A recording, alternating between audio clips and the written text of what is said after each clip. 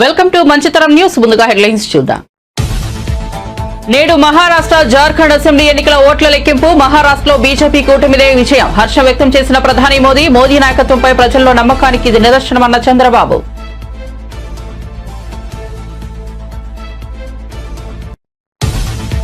రేవంత్ రెడ్డిపై కేటీఆర్ ధ్వజం. నువ్వేమైనా చక్రవర్తివా? నీలాంటోళ్లు ఎంతో మంది కొట్టుకుపోయారు. చర్లపల్లి సెంట్రల్ జైల్లో రిమాండ్ ఖైదీగా ఉన్న పట్నం నరేందర్ రెడ్డితో కేటీఆర్ శనివారం ములాఖాత్.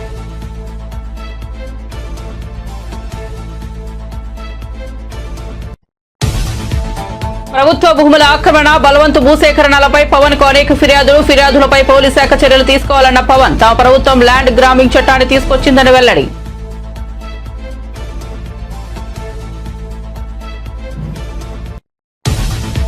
జగన్ ఏం చేసినా తప్పు, చంద్రబాబు ఏం చేసినా ఒప్ప అన్న గుడివాడ అమర్నాథ్. గత ప్రభుత్వం సిక్కి ఒప్పందంలో జగన్ కి భారీ మొత్తంలో లంచం అందినట్లు కథనాలు. టీడీపీ శ్రేణులు చేస్తున్న విమర్శలపై మాజీ మంత్రి మండిపాటు.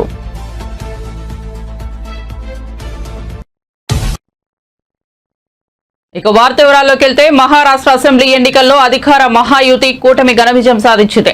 మహారాష్ట్ర అసెంబ్లీలో 288 స్థానాలుండగా మ్యాజిక్ ఫిగర్ 145. మ్యాజిక్ ఫిగర్ ను ఎప్పుడో దాటేసిన మహాయుతి కూటమి షిండే వర్గం ఎన్సీపీ అజిత్ పవార్ 233 స్థానాల్లో విజయం ఖాయం చేసుకుంది. విపక్ష మహావికాస్ అఘాడీ కూటమి 50 స్థానాల్లో ముందంజ వేసింది. ఈ నేపథ్యంలో మహాయుతి కూటమి విజయంపై ప్రధాని నరేంద్ర మోదీ స్పందించారు. అభివృద్ధి, సుపరిపాలన గెలిచాయని పేర్కొన్నారు. మహారాష్ట్ర ప్రజలు చారిత్రాత్మక విజయం అందించారని హర్షం వ్యక్తం చేశారు. ఈ మేరకు మహారాష్ట్ర ఓటర్లు, మహిళలు, యువతకు కృతజ్ఞతలు తెలుపుతున్నానని వెల్లడించారు.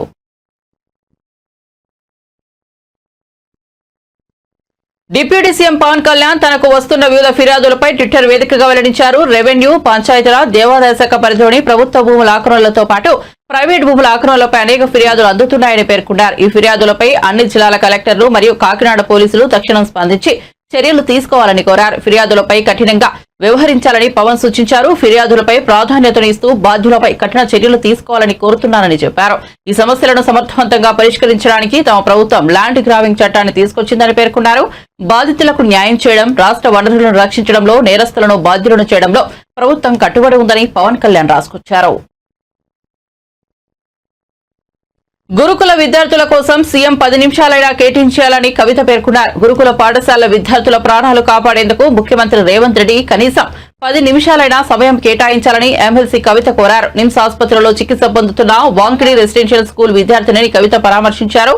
రాష్ట్రంలో 11 నెలల కాంగ్రెస్ పాలనలో 42 మంది విద్యార్థులు ప్రాణాలు కోల్పోవడం కలిచివేస్తోందన్నారు.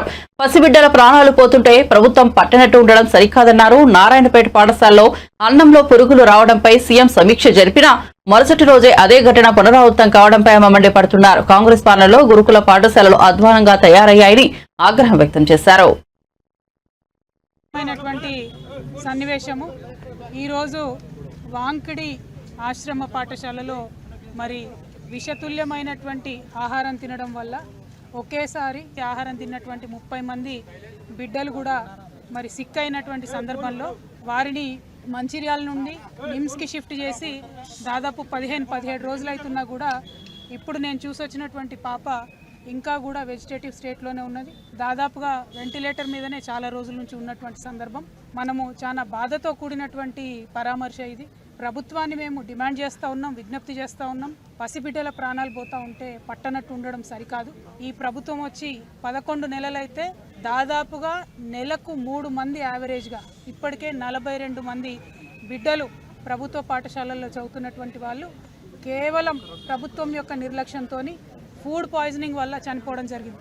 అంటే యావరేజ్గా 10 రోజులకు ఒక పసిబిడ్డ ప్రాణాన్ని ఈ ప్రభుత్వం పొట్టన పెట్టుకుంటా ఉన్నది.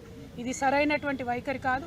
అన్ని సంక్షేమ శాఖలు కూడా గౌరవ ముఖ్యమంత్రి గారి దగ్గర ఉండడంతో మరి వారి సమయం వెచ్చించలేకపోతున్నట్టుగా కనపడతా ఉన్నది. ఒక్క 10 నిమిషాలు మీరు పాఠశాలల్ని పసిబిడ్డల గురించి ఆలోచించి రివ్యూ చేసినట్టయితే ఈ ప్రాణాలన్నీ కూడా కాపాడేటటువంటి పరిస్థితి ఉంటుంది. నిన్న పేపర్లో చూసాం, నారాయణపేటలో హాస్టల్లో అన్నంలో పురుగు వచ్చిందని చెప్పి పిల్లలందరూ ధర్నా చేస్తే స్వయంగా ముఖ్యమంత్రి గారు మరి రివ్యూ చేసిన తర్వాత తెల్లారి మర్నాడు కూడా మళ్ళీ అదే సీన్ రిపీట్ అయితే పిల్లలంతా ఇప్పుడు కూడా ధర్నా చేస్తున్నటువంటి పరిస్థితి మరి కనబడతా ఉంది. దయచేసి ఈ ప్రభుత్వాన్ని విజ్ఞప్తి చేస్తూ ఉన్నాం, మీ ప్రాధాన్యతను గుర్తించండి. బిడ్డల ప్రాణాలు ప్రాధాన్యమైనటువంటి అంశంగా మీరు స్వీకరించి తక్షణమే చర్యలు చేపట్టవలసిందిగా నేను డిమాండ్ చేస్తూ ఉన్నాను. ఆదిలాబాద్ టు ఆలంపూర్ మీరు ఏ ఒక్క పాఠశాల చూసినా, ప్రభుత్వ గురుకుల కావచ్చు, ఆశ్రమ పాఠశాల కావచ్చు, ఏది చూసినా కూడా ప్రతి పాఠశాలలో ఏదో ఒక ఇన్సిడెంట్ జరిగింది. ఈ 42 మంది పిల్లలు 11 నెలల్లో చచ్చిపోయింది. అన్ని జిల్లాల నుండి ఉన్నారు. కాబట్టి ఓవరాల్గా ఈ పాఠశాల వ్యవస్థనంతా కూడా మరి ధ్వంసమైనటువంటి పరిస్థితి కనబడుతూ ఉంది. కాబట్టి దాని మీద ఫోకస్ చేయవలసిందిగా మేము ప్రభుత్వాన్ని డిమాండ్ చేస్తూ ఉన్నాం.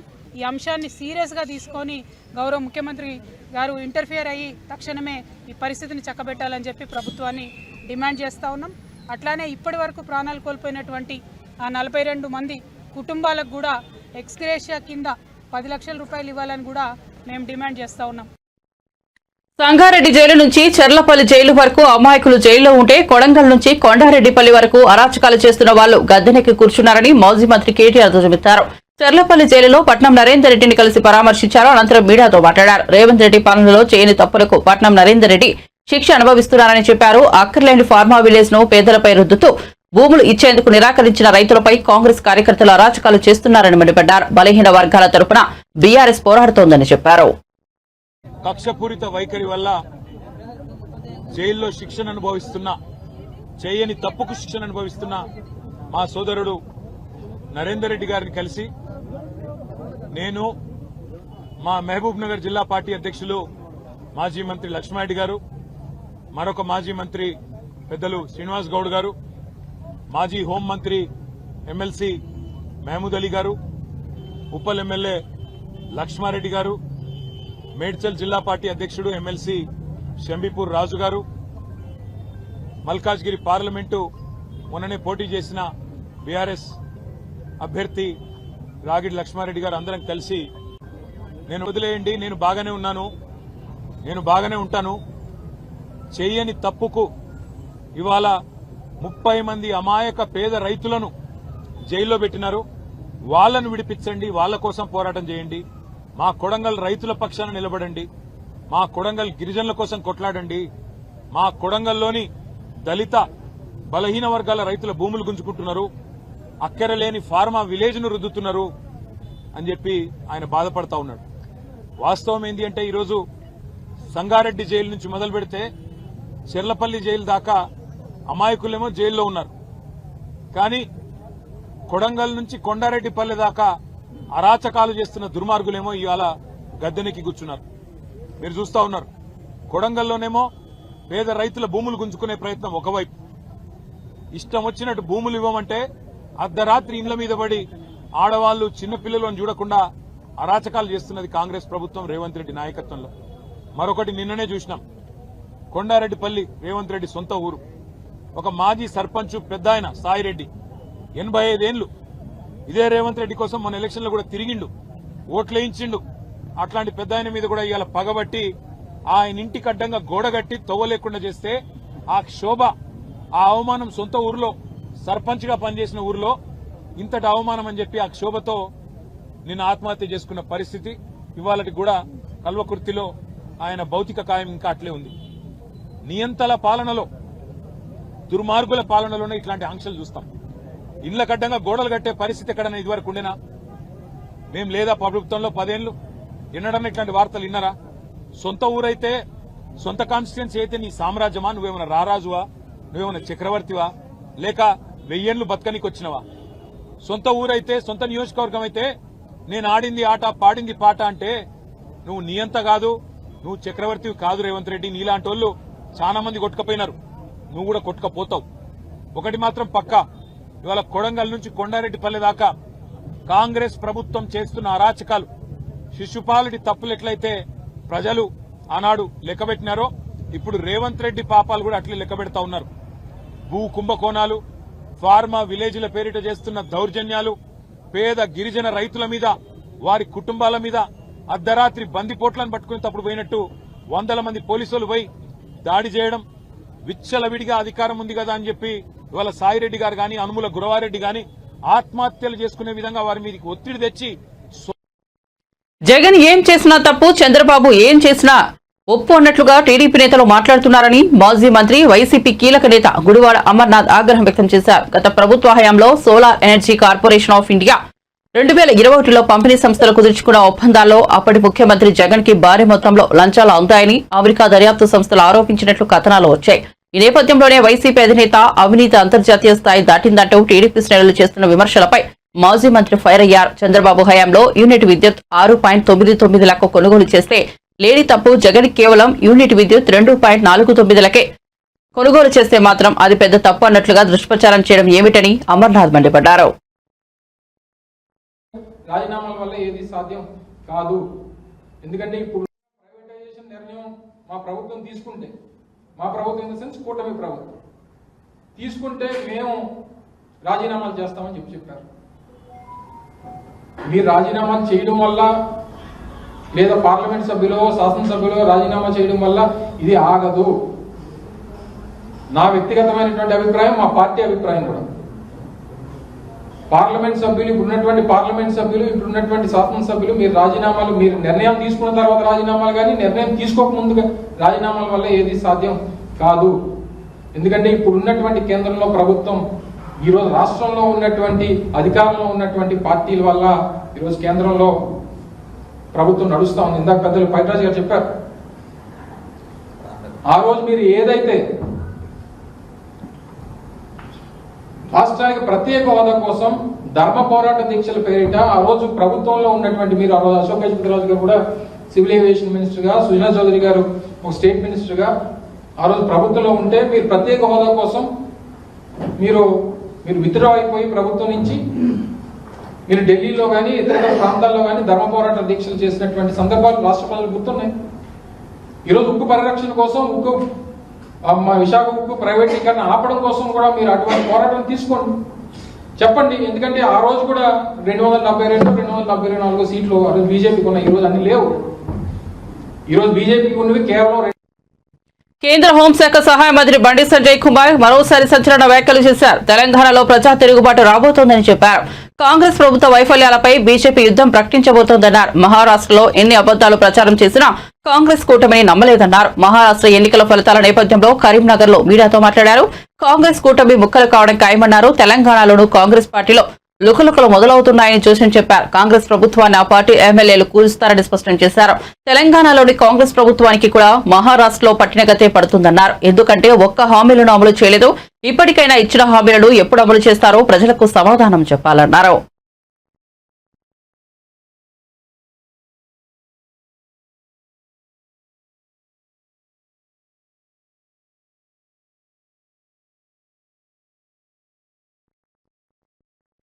భద్రాద్రి క్షేత్రాన్ని అన్ని రకాలుగా అభివృద్ధి చేస్తామని మంత్రి పొంగులేటి శ్రీనివాసరెడ్డి అన్నారు. భద్రాచలంలోని సీతారామచంద్రస్వామి వారిని శనివారం దర్శించుకున్నారు. ఈ సందర్భంగా మంత్రి మాట్లాడుతూ పెరుగుతున్న భక్తుల అవసరాలకు అనుగుణంగా భద్రాద్రి ఆలయంలో మాడుబీదుల విస్తరణ చేపడతామన్నారు. మొదటి విడతగా 68 కోట్ల నిధులతో స్థల పరిశీలన పనులు త్వరలోనే మొదలు పెడతామని చెప్పారు.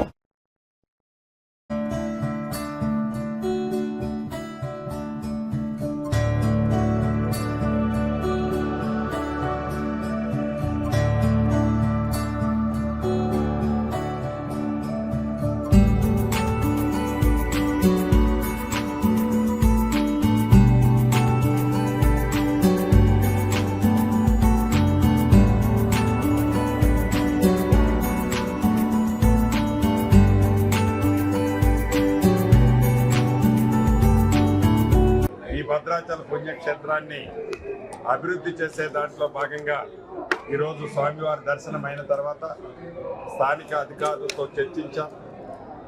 ఈ మాడు వీధులు ఏర్పాటు చేయడం కోసం కొన్ని ల్యాండ్ ఎక్విజిషన్ రిక్వైర్మెంట్ ఉంది. వాటికి కూడా నోటిఫికేషన్ ఇచ్చాం. గౌరవ ముఖ్యమంత్రి గారు ఈ ల్యాండ్ ఎక్విజిషన్ కోసం మొదటి విడతగా సుమారు 68 కోట్లు శాంక్షన్ చేయడం జరిగింది.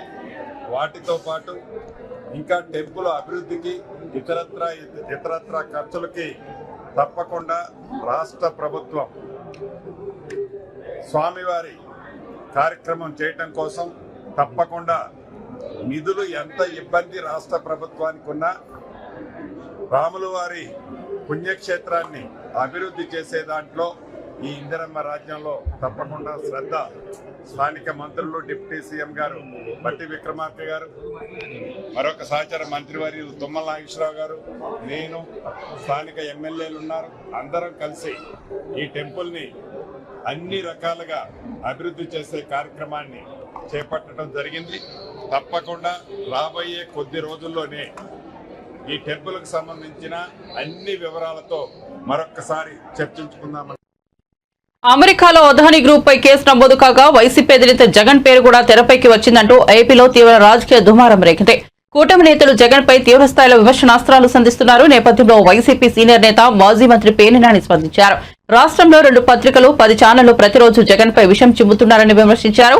అమెరికాలో కేసులంటూ జగన్ పేరును తెరపైకి తీసుకురావడం ఇదేమీ కొత్త కాదని, గతంలో కూడా ఇలాగే ప్రచారం చేశారని మండిపడ్డారు. అప్పట్లో ఎంత దుష్ప్రచారం చేసినా ప్రజలు నమ్మలేదని, జగన్నే ముఖ్యమంత్రిగా గెలిపించారని పేర్ని నాని వివరించారు. ఇప్పుడు మరోసారి విషయం వెళ్లగక్కుతున్నారని వ్యాఖ్యానించారు. ప్రపంచంలో ఈ సమాజంలో అందరికీ నీతులు చెప్తారు.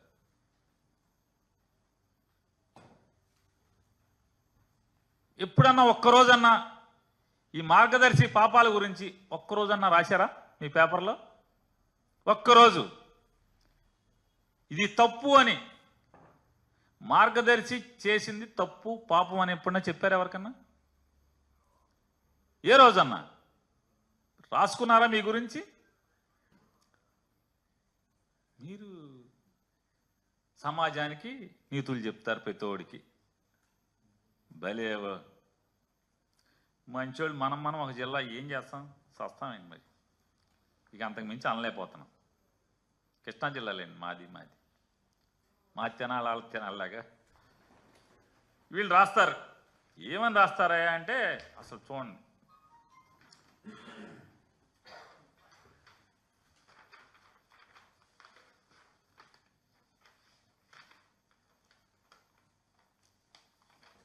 (28/10/2024) అక్టోబర్ 24వ తారీఖున నారా చంద్రబాబు నాయుడు గారి ట్వీట్ కూడా అది కూడా ఈనాడులో వచ్చింది. met with the delegation from Adani Group led by the Managing Director of Adani Exports Limited, Mr. Rajesh Adani, and the MD of Adani Ports and SEZ Limited, Mr. Adani Karan, to discuss a range of investment opportunities in Andhra Pradesh. Their presentation, ఇది గొప్పగా అద్భుతం, ఆహా ఓహో, అదానీ వాళ్ళు వచ్చారు మాతో మాట్లాడారు. అసలు అదానీ వాళ్ళు అంతటోళ్ళు మాతో వచ్చి వ్యాపారం పెడతామని ఆంధ్రప్రదేశ్లో అంటాం ఆహా ఓహో అని రాస్తారు. కింద అదానీ భారీ పెట్టుబడులు, రాష్ట్రంలో పోర్టులు, మైనింగు, ఐటీ, పర్యాటకం, ఆర్టిఫిషియల్ ఇంటెలిజెన్స్ వంటి రంగాల్లో అదానీ వ్యాపారం మొదలు పెడతారు ఆంధ్రప్రదేశ్లో. అమరావతి ఇన్నర్ రింగ్ రోడ్ నిర్మాణానికి సంసిద్ధత, ముఖ్యమంత్రి చంద్రబాబుతో అదానీ గ్రూప్ ప్రతినిధులు భేటీ, ఆహా ఓహో వ్యాపారం. కృష్ణపట్నం, గంగవరం పోర్టులు కూడా బాగా విస్తరిస్తారు. రామోజీరావు గారి అబ్బాయి ఒక్కసారి వెనక్కి తిప్పితే కాగితం, జగన్మోహన్ రెడ్డి గారు ఉన్నప్పుడు అదానీ వాళ్ళు వచ్చి కలిస్తే ఏం రాశారు చూడండి సార్. బొగ్గు టెండరు అదానీకే, అదానీ కోసం అడ్డగోలుగా ఎడ్డింగ్లు.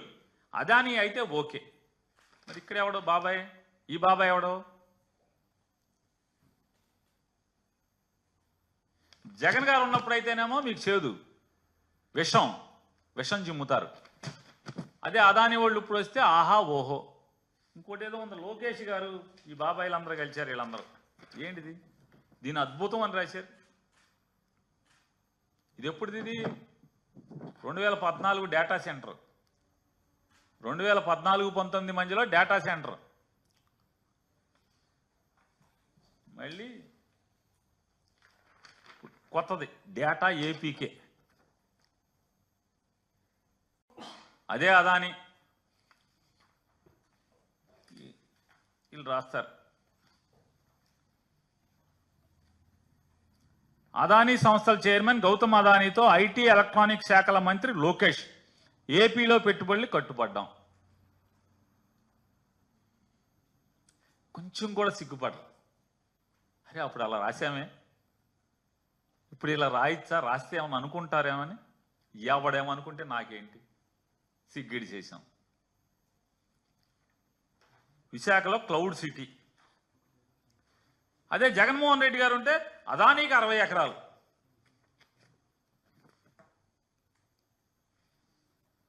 ఈ పాపాలు ఎట్లా ఉంటే వాళ్ళు చెప్తారు. ఏం రాస్తాడంటే ఆయన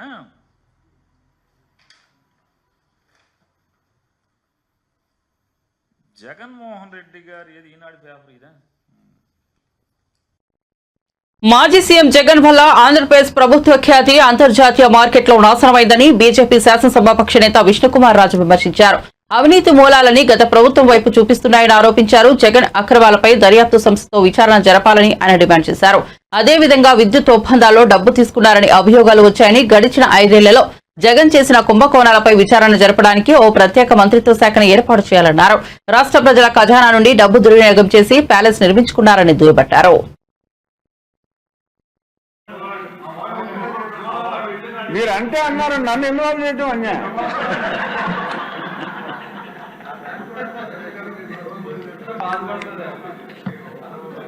అంటే మీకు చాలా చిన్న మాట అధ్యక్ష, సో అందుకు మీరు ఫీల్ అవుతున్నారేమో నాకు తెలియదు. Anyway I'm sorry, I'm really sorry అధ్యక్ష. నిజంగా ప్రపంచమంతా దీనిపైన ఉన్నప్పుడు మనము ఏదో ఒక ప్రస్తావన చేయకుండా మౌనంగా ఉంటామంటే డెమోక్రసీని కూనీ చేయడం దాంతో సమానం అధ్యక్ష. If Jaganmohan Reddy is an individual, we are not bothered. Definitely ఎవరైనా కంప్లైంట్ వస్తేనే కానీ మనం పట్టించుకోవాల్సిన అవసరం లేదు. రాష్ట్ర ప్రభుత్వ ప్రజల డబ్బుని దోచేశాడు జగన్మోహన్ రెడ్డి. రాష్ట్ర ప్రభుత్వ డబ్బుని కూడా దోచేశాడు జగన్మోహన్ రెడ్డి. ఎవరు బాబు సొమ్మని చెప్పి ఆ ప్యాలెస్ గురించి ఎందుకు ఎక్కువ ఫోకస్ చేస్తున్నామంటే అధ్యక్ష, 450 కోట్ల రూపాయలతోటి ఆయన ప్యాలెస్ రాష్ట్ర ప్రభుత్వ డబ్బులతోటి కట్టాడంటే అంతకంట దారుణం ఏమన్నా ఉంటుందా? ఆయన సొంత డబ్బులతోటి, దోచుకున్న డబ్బులతోటి, వేలాది కోట్ల రూపాయలతోటి ప్యాలెస్లు కట్టుకునేవండి. ఎవరైనా కంప్లైంట్ ఇస్తే then we have to take action. But పేపర్లు కోడై కూర్చుతూ ప్రతి paper, English paper, Eenadu, Andhrajyothi, అన్ని పేపర్లు కూడా, టైమ్స్ ఆఫ్ ఇండియా, ఇన్ని జరుగుతున్నప్పటికీ కూడా మౌనంగా ఉండటం అనేది నాకు కరెక్ట్ అధ్యక్ష. డెఫినెట్ గా రాష్ట్ర ప్రభుత్వానికి కూడా బాధ్యత ఉంది. రాష్ట్ర ప్రభుత్వం దీనిపైన యాక్షన్ తీసుకోవాల్సిన అవసరం ఉంది. ఒక దర్యాప్తు సంస్థతోటి కూడా మనం తీసుకోకపోతే ఏదైతే అమెరికాలో ఉన్న సంస్థ మనం మాజీ ముఖ్యమంత్రి పేరు పెట్టారో, పేరు ఎత్తి నువ్వు ఫలానా చోట ఇచ్చావు, ఫలానా చోట నుంచి మాకు అన్ని ఇన్ఫర్మేషన్ ఉందని చెప్పి పేపర్స్ లో సవివరంగా రాసినప్పుడు కనీసం మాట కూడా మాట్లాడకుండా ఉంటే అంటే ఆంధ్ర రాష్ట్ర ప్రజలందరూ కూడా ఇంతేనేమో అని చెప్పి ఒక రాంగ్ ఫీలింగ్ వెళ్లే అవకాశాలు చాలా ఎక్కువ ఉన్నాయి అధ్యక్ష. కాబట్టి అధ్యక్ష, దయచేసి దీన్ని సీరియస్ గా తీసుకుని చర్చించవలసిన అవసరం ఉండాలి. చర్చించకపోతే ఇది చాలా భయంకరమైన వ్యాధి కింద జరుగుతుంది అధ్యక్ష. ఇదివరకు ఎప్పుడైతే ముఖ్యమంత్రి గారు we should not be silent, మనం మాట్లాడాలి అని చెప్పిన వల్లనే ఎయిడ్స్ అనే మహమ్మారి ఈ రాష్ట్రం నుంచే కాదు, దేశం నుంచి కూడా బయటికి వెళ్ళింది అధ్యక్ష. అట్లాగే ఈ జగన్మోహన్ రెడ్డి గారు చేసిన దురాగతాలని మనం సైలెంట్ గా మౌనంగా ఉండటం కూడా అప్రాప్రియేట్ కాదు. కాబట్టి తమరు కూడా చెప్పవలసిన బాధ్యత ఉంది. మీరు సీట్లో కూర్చుంటే మాట్లాడకూడదని ఏమి లేదు అధ్యక్ష. పర్మిషన్ తీసుకుని హౌస్ పర్మిషన్ తప్పనిసరిగా అధ్యక్ష. మన రాష్ట్ర ప్రభుత్వ పేరు అట్లాగే రాష్ట్ర ప్రజల పేరు కూడా మనకి ఇంటర్నేషనల్ మార్కెట్ లో నాశనం అయిపోయింది అధ్యక్ష, ఇంటర్నేషనల్ గా, గ్లోబల్ గా. కాబట్టి నిజాలు తేల్చవలసిన బాధ్యత కూడా మనం కూడా తీసుకోవాలని చెప్పి మీరందరికీ కూడా సవినయంగా మనవి చేసుకుంటూ సెలవు తీసుకుంటున్నాను అధ్యక్ష.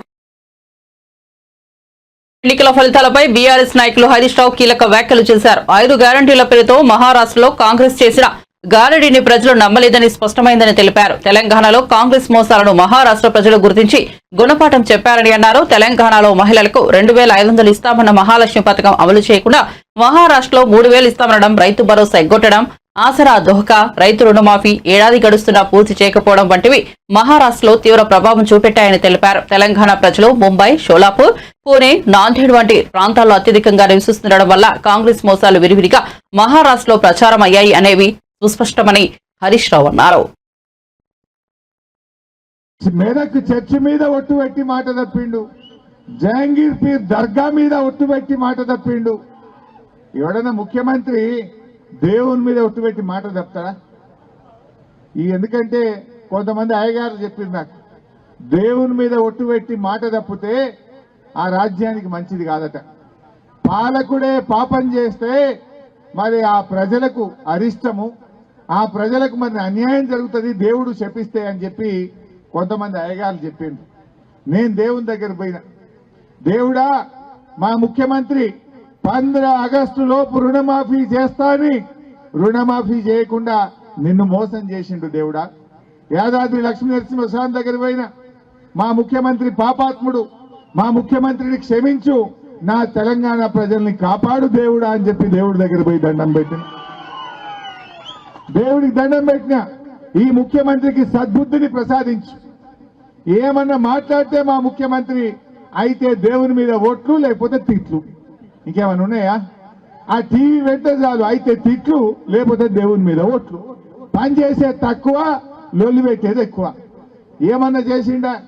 దేవుడికి మొక్కిన, దేవుడు ఆయనకు సద్బుద్ధిని ప్రసాదించి, ఈయనకు మంచి బుద్ధినిచ్చి మంచి పాలన అందించేటట్టు మా ముఖ్యమంత్రి జర ఆగమాగం ఉన్నాడు, ఆయనకు మంచి జ్ఞానాన్ని ప్రసాదించమని కూడా దేవుణ్ణి మొక్కాల్సి వచ్చింది. ఏం మాట్లాడు, ఆయనకు మంచి వాక్కును కూడా ప్రసాదించమని చెప్పిన. ఎందుకంటే ఒక ముఖ్యమంత్రి మార్గదర్శకంగా ఉండాలి. మొన్న పెళ్లికి పోతే కాంగ్రెస్ లీడర్లు కలిసిండ్రు, ఏం చెప్పుకోవాలన్నా మా ముఖ్యమంత్రి మాట్లాడితే మేమే టీవీలు బంద్ పెడుతున్నాం, పిల్లలు ఏడ ఖరాబ్ అవుతారో అన్నారు. న్యాయమూర్తుల నియామకంలో కుల వివక్ష, కుటుంబ నియామకాల వ్యవస్థ మిగతా అన్ని రంగాల్లో కంటే ఎక్కువగా ఉందని ఎంపీ ఈటెల రాజేందర్ అన్నారు. అన్ని విధాలుగా సామర్థ్యం, అర్హతలు ఉన్నా ఇప్పటికే బీసీలు హైకోర్టు, సుప్రీంకోర్టులో జడ్జీలుగా ఎందుకు లేరని, ఇదేం దుర్మార్గమన్నారు. ఉన్నత న్యాయ వ్యవస్థలో సామాజిక న్యాయం అంశంపై బీసీ, ఎస్సీ, ఎస్టీ న్యాయవాదుల సంఘాల ఆధ్వర్యంలో శనివారం సోమాజిగూడ ప్రెస్ క్లబ్ లో జరిగిన రౌండ్ టేబుల్ సమావేశంలో ఈటెల రాజేందర్ పాల్గొన్నారు. ఈ సందర్భంగా మాట్లాడుతూ బీసీలకు శాసనసభ, శాసన మండలి, పార్లమెంట్లో రిజర్వేషన్లు లేవని, అలాగే న్యాయ వ్యవస్థలో కూడా వివక్ష కొనసాగుతోందన్నారు. ఒక్కో కులానికి ఒక్కో రాష్ట్రంలో ఒక్కో రిజర్వేషన్ ఉందని, కులాల మీద లోతుగా అధ్యయనం జరగాల్సి ఉందన్నారు.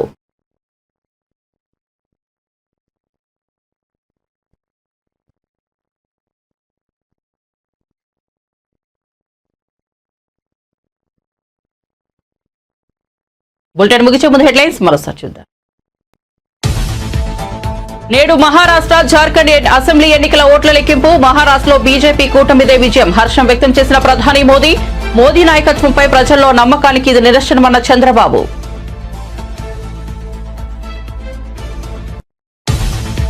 రేవంత్ రెడ్డిపై కేటీఆర్ ధ్వజం. నువ్వేమైనా చక్రవర్తివా, నీలాంటోళ్లు ఎంతో మంది కొట్టుకుపోయారు. చర్లపల్లి సెంట్రల్ జైల్లో రిమాండ్ ఖైదీగా ఉన్న పట్నం నరేందర్ రెడ్డితో కేటీఆర్ శనివారం ములాఖాత్.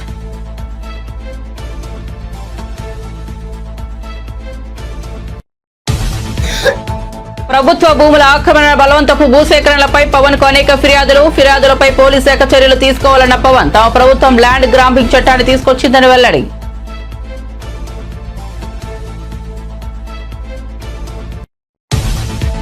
జగన్ ఏం చేసినా తప్పు, చంద్రబాబు ఏం చేసినా ఒప్ప అన్న గుడివాడ అమర్నాథ్. గత ప్రభుత్వం సెక్కి ఒప్పందంలో జగన్ కి భారీ మొత్తంలో లంచం అందినట్లు కథనాలు. టీడీపీ శ్రేణులు చేస్తున్న విమర్శలపై మాజీ మంత్రి మండిపాటు.